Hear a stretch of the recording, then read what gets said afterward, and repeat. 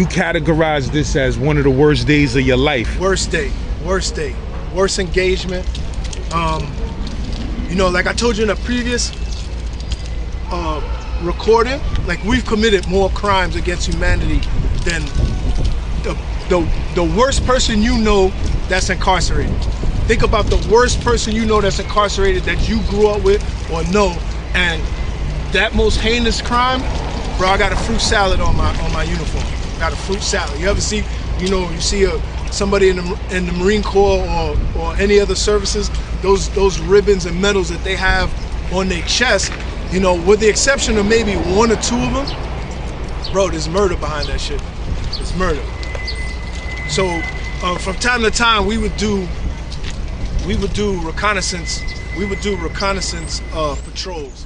So basically it was like being a magnet, getting out there and seeing if you could make contact, see if you could draw somebody out.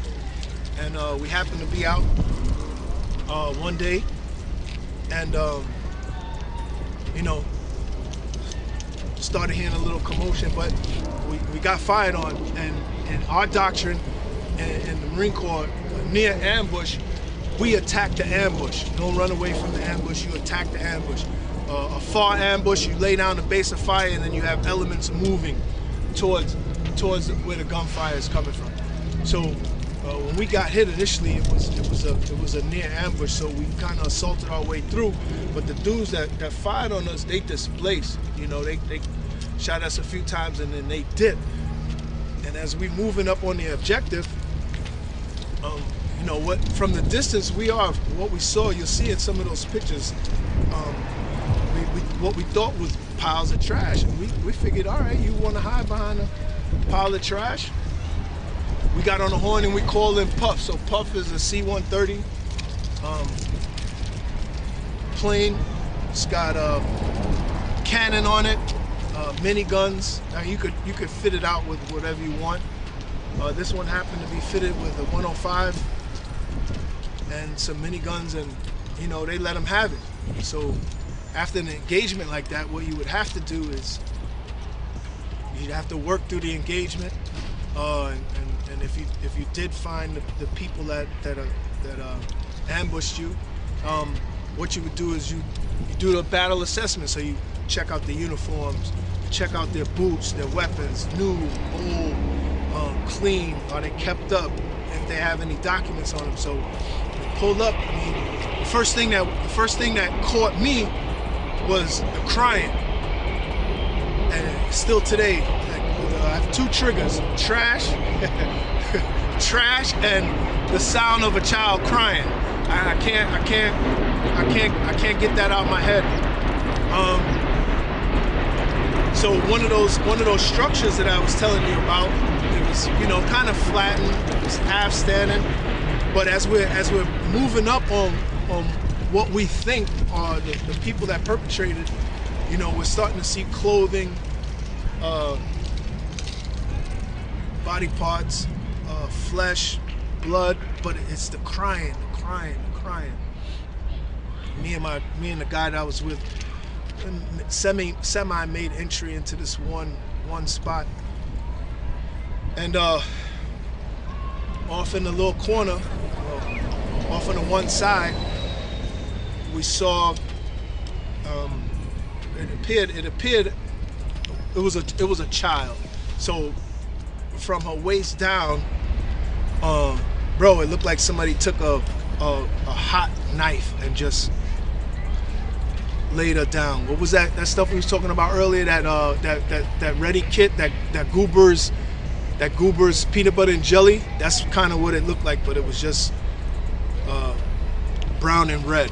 But from the waist up, she was good. She was good money, whole. She just looking at us with like the saddest eyes. She wasn't crying, and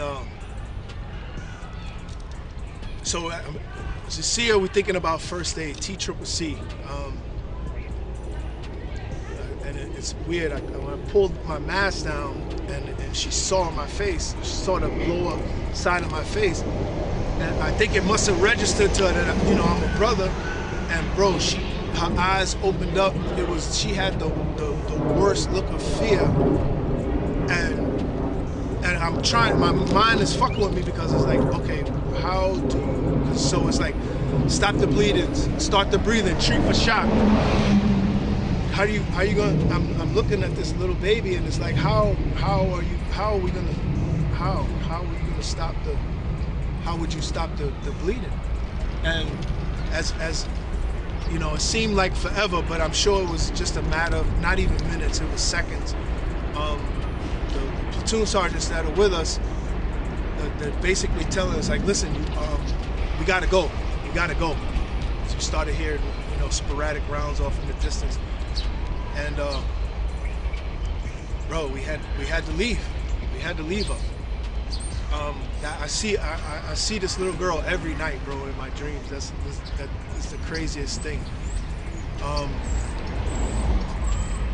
We DD'd back to base, and that pretty much was it. But that was it for me. I was like fucked up. I was fucked up for weeks behind that. I was still able to do my job because we were there to do a job, but it's still with me to this day. Hey yo, LAZ, make sure you watch those 2 previous episodes. I got in with the bro Gunny Walker. Boots on the ground. You heard his 2 episodes already on the channel. Make sure y'all check those out. This is the 3rd episode. You feel me? And if you were ex-Marine, Army veteran, or anybody that saw combat and you got a story you want to get off your chest, make sure you holla at us. You heard? Z-Lord. Hey yo, LAZ, Oxygen Gang in the building, Comment Gang in the building. You already know, if you love what I'm doing on this channel, feel free to send that Cash App donation. You heard? If you need promo collabs, you want to talk some business, you want to start a partnership, you want to make millions of dollars with me, send me an email at thegenpopllc@gmail.com. You heard? Hey yo, if you rep that Gen Pop movement, make sure you click that link in the description and that link in the comments and go cop one of them Gen Pop t-shirts, them good red and black Gen Pop t-shirts. You heard? Z-Lord, holla at me, man. If you need promo or collabs, send me an email at thegenpopllc@gmail.com.